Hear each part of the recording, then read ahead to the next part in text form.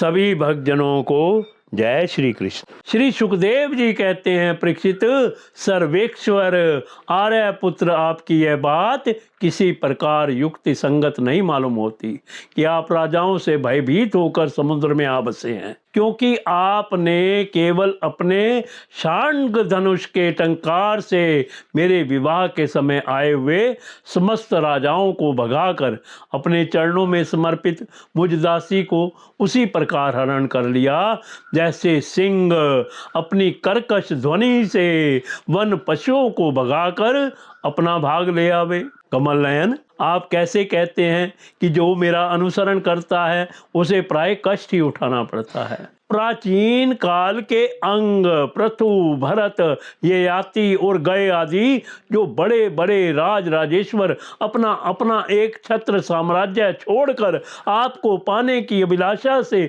तपस्या करने वन में चले गए थे, वे आपके मार्ग का अनुसरण करने के कारण क्या किसी प्रकार का कष्ट उठा रहे हैं? आप कहते हैं कि तुम और किसी राजकुमार का वर्ण कर लो। भगवान, आप समस्त गुणों के एकमात्र आश्रय हैं।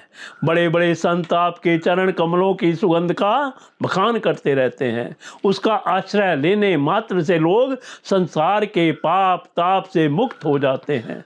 लक्ष्मी सर्वदा उन्हीं में निवास करती है। फिर आप बतलाइए कि अपने स्वार्थ और परमार्थ को भली भांति समझने वाली ऐसी कौन सी स्त्री है जिसे एक बार उन चरण कमलों की सुगंध सूंघने को मिल जाए और फिर वह उनका तिरस्कार करके ऐसे लोगों को वर्ण करे जो सदा मृत्यु, रोग, जन्म, जरा आदि भयों से युक्त है। कोई भी बुद्धिमती स्त्री ऐसा नहीं कर सकती। प्रभु, आप सारे जगत के एकमात्र स्वामी हैं। आप ही इस लोक और परलोक में समस्त आशाओं को पूर्ण करने वाले एवं आत्मा हैं। मैंने आपको अपने अनुरूप समझकर ही वर्ण किया है।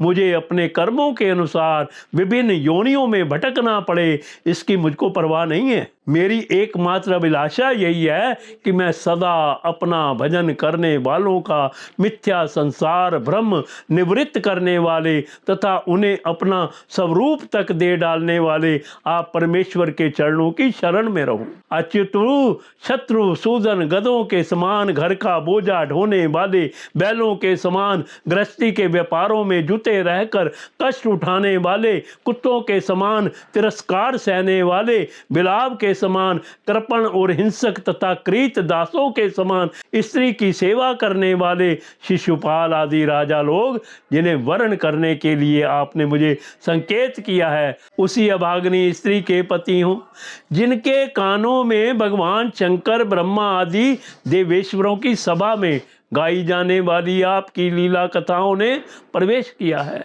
यह मनुष्य का शरीर जीवित होने पर भी मुर्दा ही है। ऊपर से चमड़ी, दाढ़ी, मूछ, रोएं, नख और केशों से ढका हुआ है, परंतु इसके भीतर मांस, हड्डी, खून, कीड़े, मलमूत्र, कफ, पित्त और वायु भरे पड़े हैं।